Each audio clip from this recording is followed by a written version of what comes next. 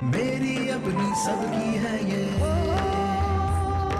मेरी अपनी सबकी है ये, आज ही नहीं कल की है ये, अपने हक अधिकार दिलाती आपकी बातें, आपकी बातें, आपकी बातें, आपकी बातें, हर मुश्किल का हल है सुझाती, जीने की एक राह दिखाती, अंधियारे में राह दिखाती आपकी बातें, आपकी बातें, आपकी बातें, आपकी बातें।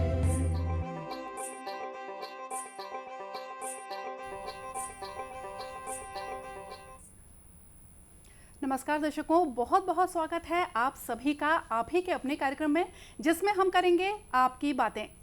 साथियों, हर कलाकार अपनी कला के माध्यम से, अपनी साधना के माध्यम से ईश्वर की आराधना करता है, ईश्वर की साधना करता है।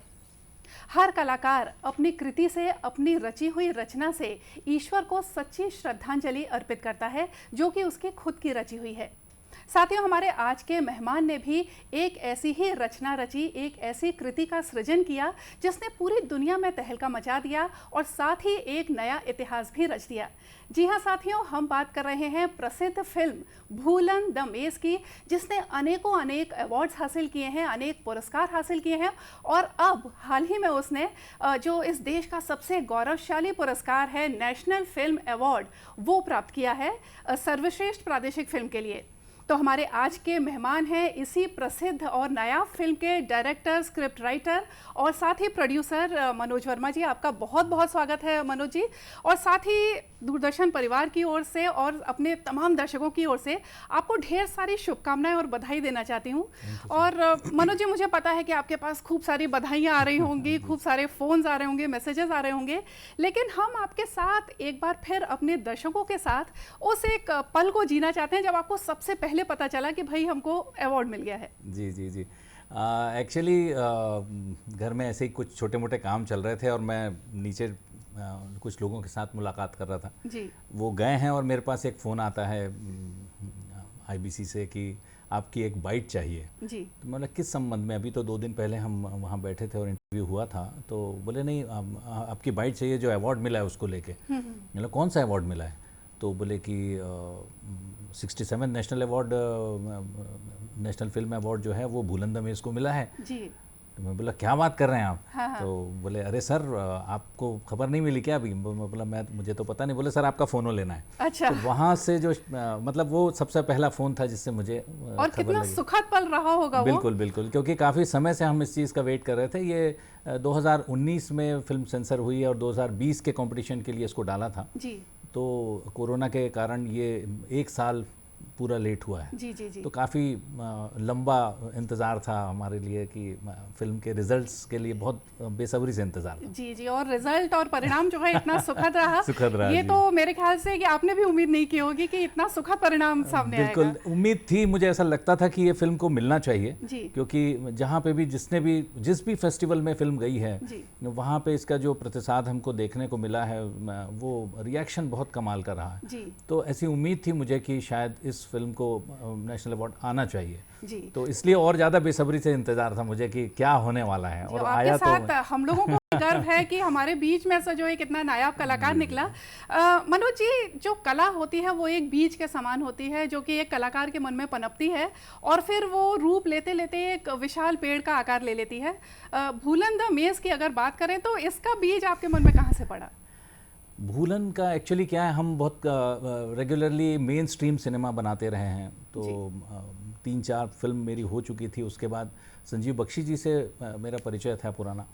तो वो आए एक बार, उन्होंने बोला फिल्म मेरी देखने के बाद में वो आए, बोले कि मैं कहानी लिख रहा हूँ। हाँ। और उसका जो कंसेप्ट है वो ऐसा है कि एक हमारे यहाँ पौधा मिलता है जिस पर आपका पैर पड़ जाए तो आप रास्ता भटक जाते हैं, उसको भूलन कांदा बोलते हैं जी।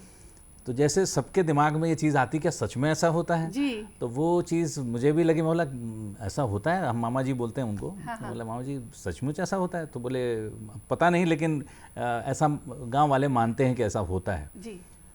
तो मैं बोला आप जब भी ये कहानी आपकी कंप्लीट होती है आप मुझे दीजिएगा, मैं इस पे फिल्म करूँगा। हाँ। इसके पहले हम गोवा फिल्म फेस्टिवल गए थे। अच्छा। तो गोवा फिल्म फेस्टिवल में बहुत से लोगों से मुलाकात हुई, वहाँ काफ़ी लोगों से, तो वो पूछते थे आप क्या करते हैं, आप क्या करते हैं, जैसे हम परिचय लेते हैं एक दूसरे का। तो मैं बताया कि मैं छत्तीसगढ़ से हूँ, प्रोड्यूसर डायरेक्टर हूँ, वहाँ पे फिल्में करता हूँ। मैं छत्तीसगढ़ में फिल्में बनती हैं? तो मैं बोला भाई कैसे नहीं बनती, बनती हैं, बहुत सालों से बन रही हैं, 15 साल हो गए। फिर हम लोगों ने तो ना सुना है ना देखा है कभी।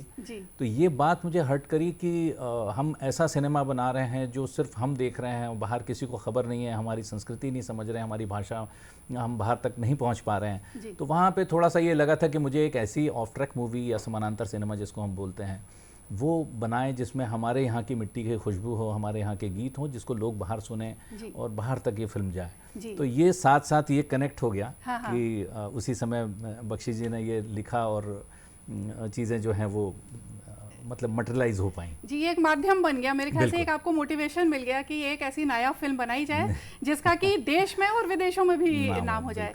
मनोज जी, मैं आपके बारे में पढ़ रही थी कि आपके जो पिताजी थे वो बहुत ही प्रसिद्ध सर्जन थे, आपके जो भाई हैं वो प्रसिद्ध शिशु रोग विशेषज्ञ हैं।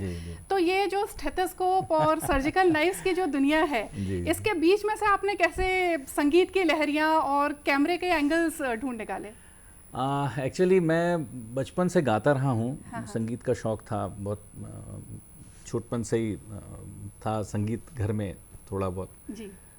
और फिर जो डॉक्टर साहब की जिनकी बात कर रहे हैं आप, अनूप भैया, वो मुझे सबसे पहले प्रेरित करे कि तुम जा कर के प्रॉपर सीखो, म्यूज़िक सीखो करके। तो मैंने ठीक है, तो हम लोगों ने क्लासिकल ज्वाइन किया यहाँ कमला देवी संगीत महाविद्यालय में जी। वहाँ से संगीत सीखा क्लासिकल में। फिर उसके बाद करीब करीब वो संगीत छूट ही गया था कि फिर वापस से जब ये आप बिज़नेस में लग जाते हैं तो ये सारी चीज़ें ये दरकिनार हो जाती हैं जी। तो मैं बिज़नेस में आने के बाद में हमारे एक बहुत परिचित थी दीदी, रमा दीदी, वो मेरे पास आई, बोली तुम लोग कैसे गाना बजाना बंद कर सकते हो, इतना अच्छा गाते हो बजाते हो ये वो। तो बोले वापस से चालू करो, मैं बोलती हूँ सर को, वो आ करके तुमको सिखाएंगे जी। वहाँ से फिर रमज़ान सर थे, उनसे हम सीखे। फिर आकाशवाणी का ऑडिशन दिया तो वहाँ पास हो गए। बी ग्रेड वहाँ पे हुआ 93 में। फिर 95 में गज़लों के लिए दिया तो उसमें अप्रूव हुआ। वहाँ से ये संगीत का कार्यक्रम हमारा शुरू हो गया था जी। और जहाँ तक बात है मेडिकल बैकग्राउंड की, तो एक्चुअली घर में सारे के सारे उसी फील्ड में हैं जी। तो शुरुआत में मुझे ऐसा लगा था कि मुझे भी उधर जाना चाहिए, लेकिन बहुत रुचि नहीं थी उधर। मतलब कहना चाहिए पढ़ाई की तरफ रुचि नहीं थी जी। पास होने के लिए पढ़ते थे तो एक्स्ट्रा करिकुलर एक्टिविटीज़ है, स्पोर्ट्स में मैं रहा, तो बास्केटबॉल हमारा गेम था बेसिक, और उसमें भी यूनिवर्सिटीज़ वगैरह खेले, हम कई साल खेलते रहे कॉलेजेस में और इसमें। तो लेकिन संगीत जो था वो कहीं ना कहीं अंदर में था और वो कंटिन्यू चलता रहा। वहाँ से अब ये स्टूडियो चालू किया हमने जी। क्योंकि छत्तीसगढ़ बनने के बाद ऐसा लगा कि यहाँ पे कोई ऐसा स्टूडियो नहीं है जहाँ पर हम अच्छे म्यूज़िक रिकॉर्ड कर सकें। या तिमोथी सर थे यहाँ पे जिनसे मैं बाद में सीख रहा था जी। उनकी कुछ रचनाएं हम एक जगह रिकॉर्ड करने गए तो वहाँ से बड़ी ख़राब सी रिकॉर्डिंग आई, तो वो बहुत दुखी हो गए। उन्होंने बोला कि यार मेरे साथ लोग ऐसा करते हैं, पता नहीं क्या है कि अच्छे से रिकॉर्डिंग करते नहीं हैं। या मैं बोला सर आप परेशान ना हो, ऊपर वाला चाहा तो अपन स्टूडियो खोलेंगे। और शायद उस दिन सरस्वती जी बैठी और तुरंत ही मतलब 2003 जनवरी में हमने स्टूडियो चालू किया, वहाँ से रिकॉर्डिंग शुरू हुई। अब रिकॉर्डिंग शुरू तो हो गई, वो ऊपर वाली का आशीर्वाद था कि कंटिन्यू काम आने लगा और रेगुलर रिकॉर्डिंग्स होने लगी। फिर ये लगा कि यहाँ से जो फिल्में बन रही हैं वो सारी फिल्में छत्तीसगढ़ के बाहर जा रही हैं बनने के लिए, या बॉम्बे जा रही हैं या कटक जा रही हैं या कुछ लोग चेन्नई जा रहे हैं। तो मुझे लगा कि यहाँ पे कुछ ऐसे सेटअप डालने चाहिए हमको जिससे हम यहाँ का काम यहाँ कर सकें। तो फिर एक फिल्म आई, क्या नाम था उसका, मया हो गिरे। वो फिल्म HD फॉर्मेट पे आई थी, HDV उस समय नया नया कैमरा आया था उसमें। तो हम लोगों ने एक एक्सपेरिमेंट किया कि इस पे क्या हम फिल्म बना करके थिएटर में लगा सकते हैं। तो एक एल्बम उस पर शूट किया। वो एल्बम ले जा करके यहाँ प्रभात टॉकीज़ में और उसको सीडी के थ्रू उसको चला करके देखे स्क्रीन पे, तो मुझे लगा ये तो एस्पेक्ट रेशियो प्रॉपर आ रहा है और ये फिल्म जैसा व्यू दिख रहा है। हाँ। अगर इस पर शूट होती है फिल्में तो हमारे यहाँ की फिल्में बहुत कम बजट में बननी शुरू हो जाएंगी।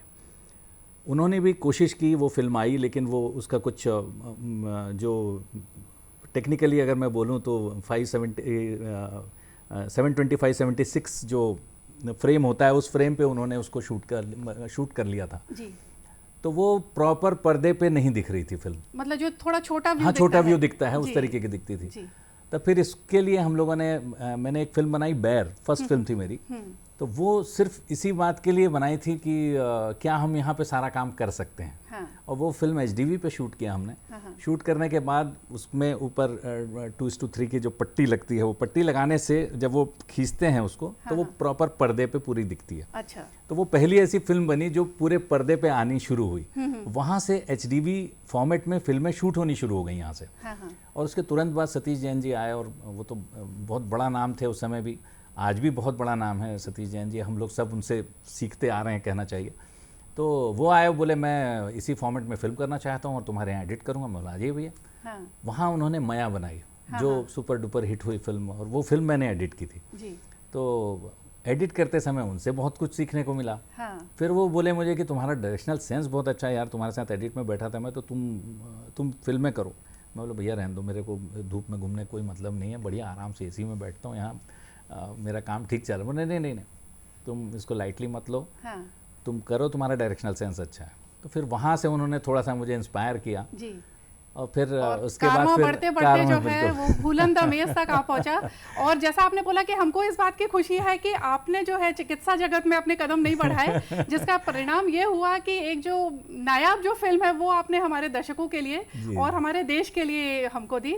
मनोज वर्मा जी से बातचीत का ये बहुत ही मजेदार सिलसिला जारी रखेंगे, लेकिन इस संदेश के बाद। वंदे मातरम, वंदे मातरम, वंदे मातरम, वंदे मातरम, वंदे मातरम, सुजलाम सुफलाम मलयज शीतलाम सस्य श्यामलाम मातरम, वंदे मातरम, वंदे मातरम, वंदे मातरम, वंदे मातरम, वंदे मातरम, शुभ ज्योत्स्ना पुलकित यामिनीं कुसुमित द्रुमदल शोभिनीं सुहासिनीं सुमधुर भाषिणीं सुखदां वरदां मातरम् वन्दे मातरम्, वन्दे मातरम्, वन्दे मातरम्, वन्दे मातरम्, वन्दे मातरम्, वन्दे मातरम्, वन्दे मातरम्, वन्दे मातरम्। साथियों, एक बार फिर से आपका स्वागत है आपकी बातें में। और आज हम बात कर रहे हैं मनोज वर्मा जी से, जो कि राइटर, प्रोड्यूसर और डायरेक्टर हैं सुप्रसिद्ध फिल्म भूलन द मेज के, जिसने कि अभी हाल ही में राष्ट्रीय फिल्म पुरस्कार प्राप्त किया है। मनोज जी, चर्चा चल रही थी भूलन द मेज के बारे में, और भूलन द मेज या कोई भी अगर आप फिल्म की बात करें, किसी भी कला के सृजन की बात करें, तो अपने आप में वो एक छोटी सी जीवन यात्रा हो जाती है। बिल्कुल। तो भूलन द मेज जब आप बना रहे थे, इसका निर्माण कर रहे थे, तो उसको बनाते टाइम कौन सी ऐसी यादें हैं जो आपको भूले नहीं भूलती हैं, कौन से ऐसे अनुभव हुए, ये आप हमारे दर्शकों के साथ साझा करिए। भूलन अगर उसकी मेकिंग पे या भूलन के कंप्लीट होने पर भी एक फिल्म बनाए तो पूरी एक कंप्लीट फिल्म बन सकती है जी। इतनी उसके साथ में यादें जुड़ी हुई हैं। हाँ। पता नहीं इस फिल्म के साथ ऐसा था कि बहुत रुकावटें आती थी। हाँ। लेकिन उसके सॉल्यूशंस बहुत इजीली निकल के आ जाते थे। हाँ। हमारी फिल्म शुरू होने वाली थी 5 नवंबर 2016। सारे कुछ तैयारी हो गई, सब कुछ हो गया। एक आर्टिस्ट थे, काफ़ी रिनाउंड आर्टिस्ट हैं, उनको हमने बुक कर लिया था, सब सारी चीज़ें फाइनल हो गई थी। जब उनसे बात किया गया कि भाई आपका 3 तारीख का हम फ्लाइट कर दे रहे हैं, आप 5 से चालू है, तो 11th आवर में उन्होंने मना किया। फिर हम दूसरे आर्टिस्ट ढूंढे, फिर अशोक मिश्रा जी से बात की, अशोक मिश्रा जी सहर्ष तैयार हो गए और उनके साथ में फिर वो फिल्म किए। उसके पहले अभिनेत्री जिसको हमने फाइनल किया था, उस लड़की के कुछ शूट आ गए तो उसने भी मना कर दिया। फिर मतलब बहुत कम समय में फिर दूसरी हीरोइन हमने ली। 5 तारीख को हमारी शूटिंग शुरू हुई है, 8 तारीख को नोटबंदी हो गई। अच्छा। अब आप समझ सकते हैं कि मतलब एक शूटिंग मतलब 30 दिन की अगर है तो 30 दिन की बारात है वो जी। एक शादी में जितना खाने पीने से लेकर सारी तमाम चीज़ें, खर्चे सारी होते हैं। चीज़ें। जी।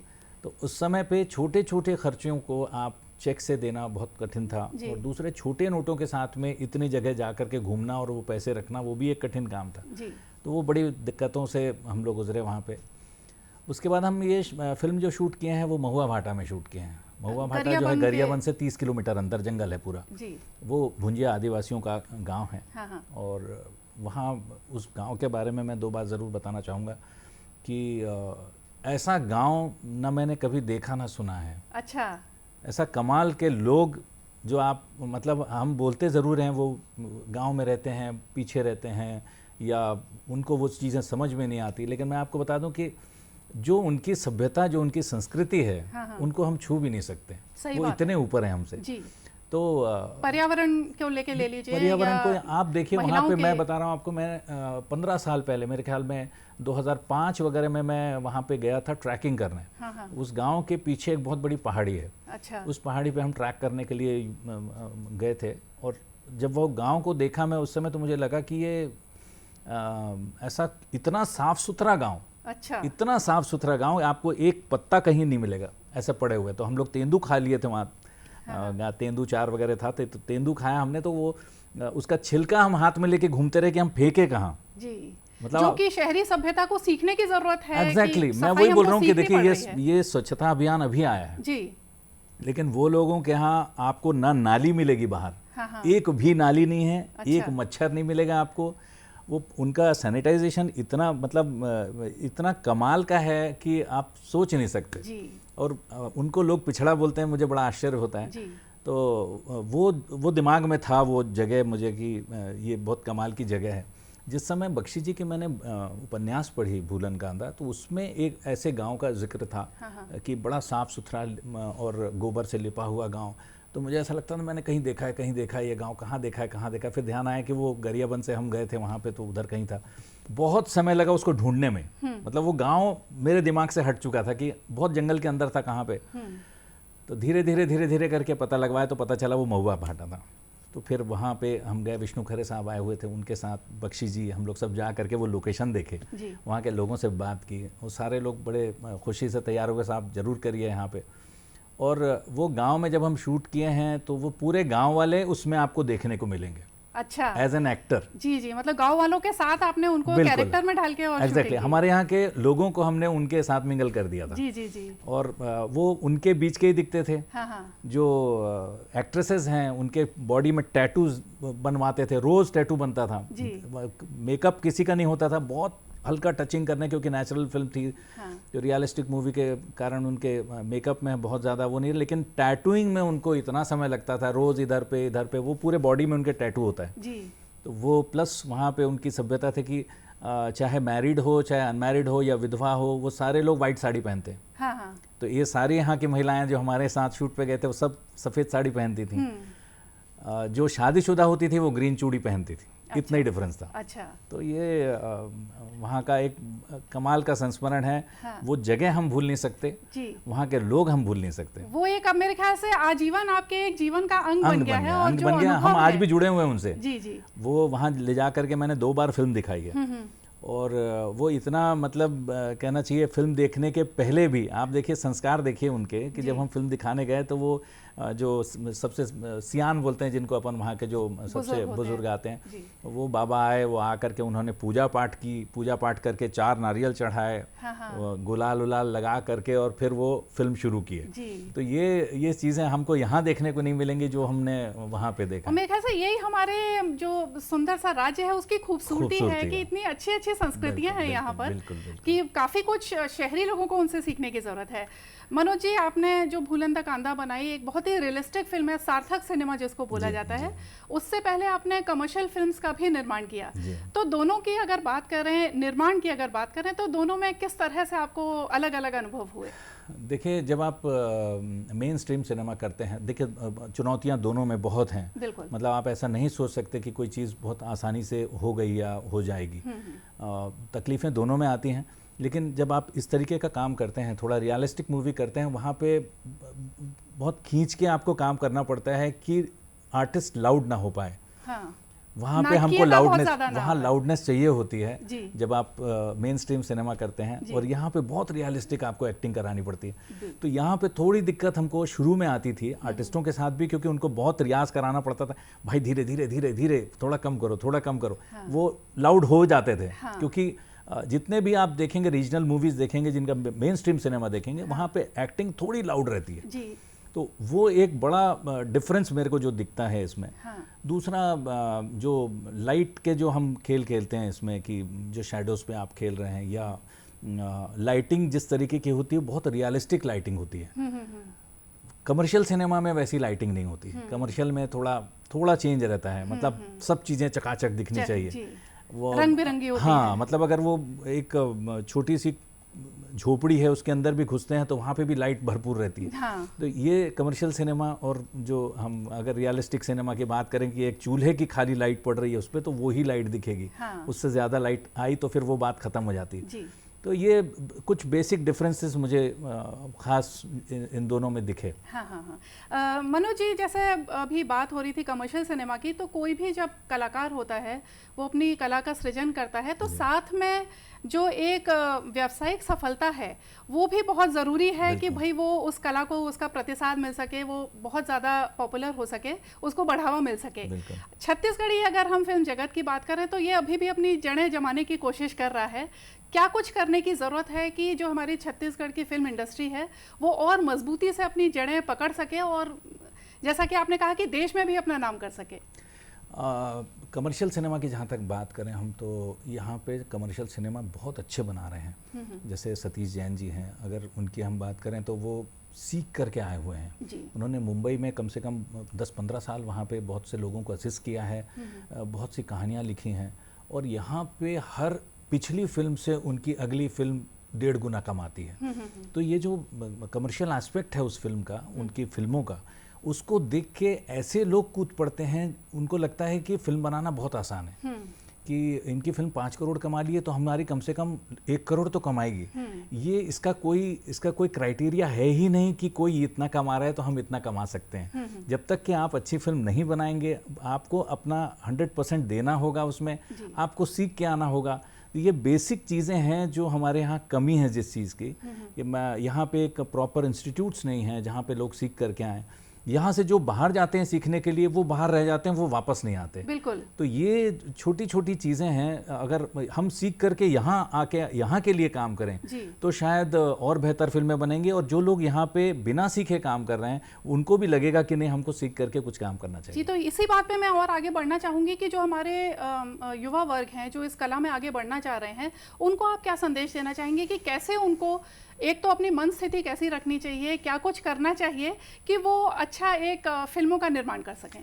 क्या है, एक तो उनको मैं यही संदेश दूंगा कि देखिए, फिल्म बनाना सबसे आसान लगता है जब आप फिल्म देख रहे होते हैं।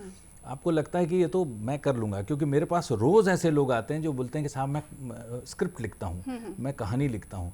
तो मैं पूछता हूँ उनसे कि भाई इसके पहले क्या लिखा है आपने, क्या किया है, कहाँ सीखे हो लिखाना। वो सब उनका नहीं रहता है, लेकिन उनके दिमाग में एक कहानी चल रही होती है कि ऐसा होगा, ऐसा होगा, ऐसा होगा। वो नहीं, एक विधा है। मतलब स्क्रिप्ट राइटिंग भी एक विधा है। तो मेरा ये कहना है कि आप जो भी कर रहे हैं, यंगस्टर्स के लिए स्पेशली, कि वो प्रॉपर इंस्टीट्यूट जाएं और सीखें। हम लोगों ने सीखा नहीं है, लेकिन हमको सीखना पड़ा बाद में। हम पढ़ना शुरू किए, हमने बहुत सी चीज़ें पुरानी उठा करके देखी, बहुत सी ऐसी फिल्में देखी, आप नेट पे जा करके स्टडी किए, क्योंकि इस समय पे हम जा करके कहीं इंस्टीट्यूट ज्वाइन नहीं कर सकते थे, उतना समय नहीं दे सकते थे वहाँ, इसलिए हमको इतना समय लगा सीखने में कि हमको 6 फिल्में आपको करने के बाद आप इस पोजीशन पे आए।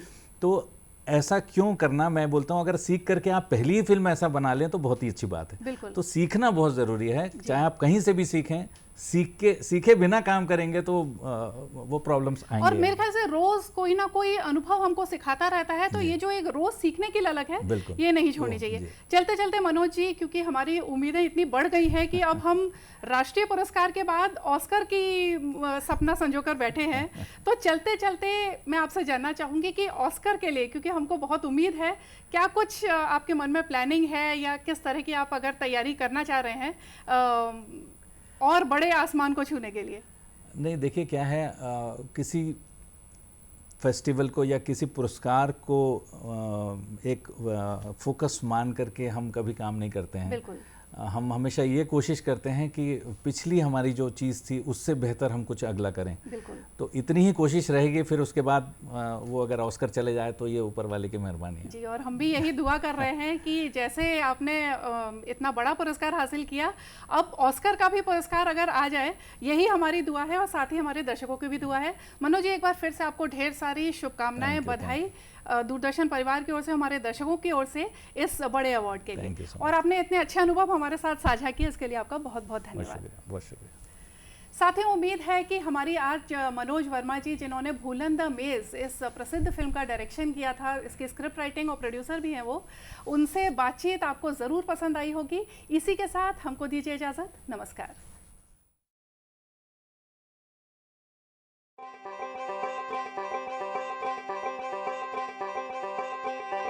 मेरी अपनी सबकी है ये, मेरी अपनी सबकी है ये, आज ही नहीं कल की है ये, अपने हक अधिकार दिलाती आपकी बातें।